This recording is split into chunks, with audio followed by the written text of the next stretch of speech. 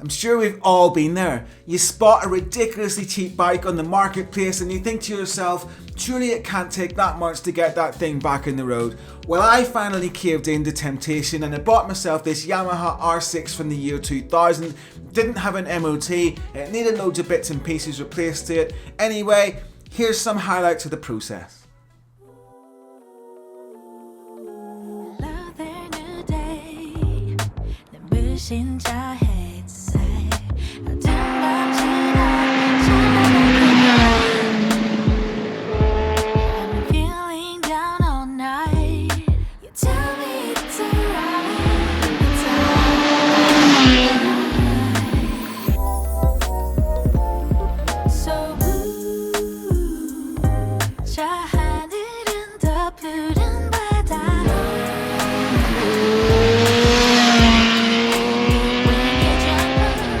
I replaced loads of bits and pieces to get the bike in this condition, like a new exhaust, tyres, turn signals, relays, pillion seat, levers, tail tidy, stator cover, a new rear brake caliper, an endless list of nuts and bolts to replace all the corroded ones on the bike, and stuff like clutch cables, brake lines and grips too.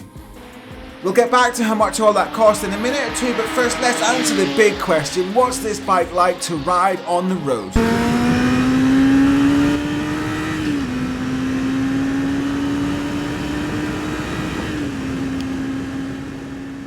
If you know anything about the legendary R6, you probably know the answer to this question already.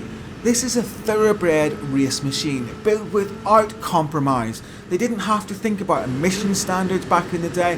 They weren't thinking about cost when they built this. They just wanted to build the absolute fastest machine that they possibly could. And actually, in the year 2000, on these very roads that we're on right now, Ian Locker won the Super Sport class of the Ulster Grand Prix on a bike just like this one. It's a completely analogue experience. There's no ABS, there's no traction control. The throttle connects directly to the carburetor through a cable, and the response is noticeably different from the type of fly-by-wire throttles that you encounter in most bikes nowadays.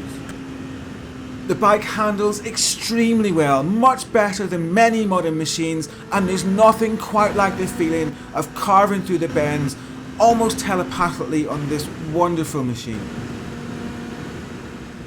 Many of the modern bikes don't come close to handling how this 25-year-old machine does.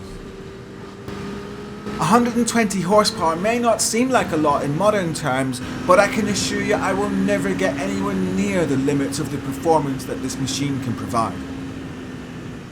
Between 6,000 to 10,000 RPM, you're just on a really quick motorcycle, but if you go over 10,000 RPM, the bike just jumps into light speed. The performance is insane. Your peripheral vision blurs and it pulls and pulls and pulls right up into 6th gear.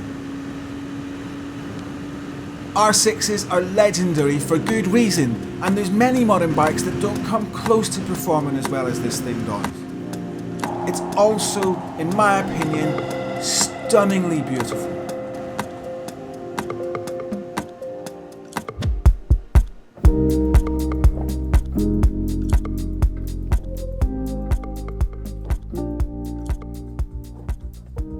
So if they're so fantastic, why are they available for so cheap? I bought this bike for £1,900, but I did have to replace a lot of bits and pieces on the bike to bring it up to this standard, and they added an extra £1,100 on top of that, bringing the total cost to £3,000.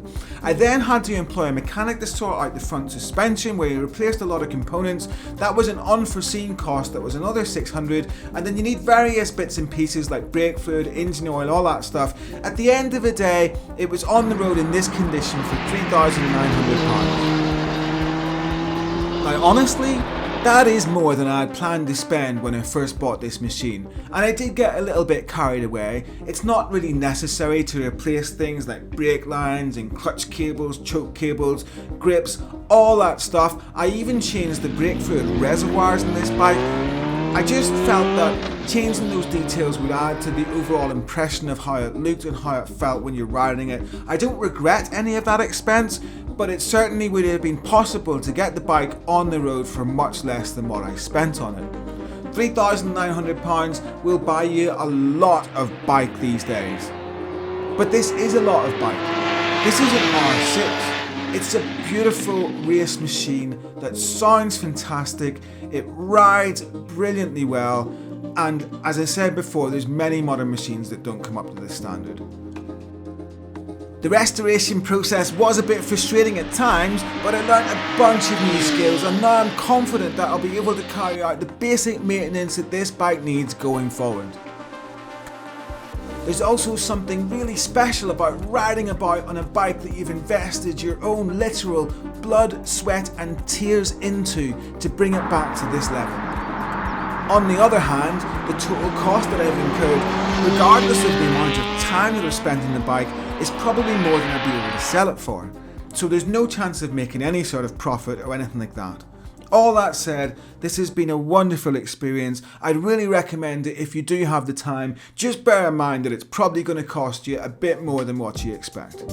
Anyway, thanks for watching right to the end, and we'll see you again soon. Take care.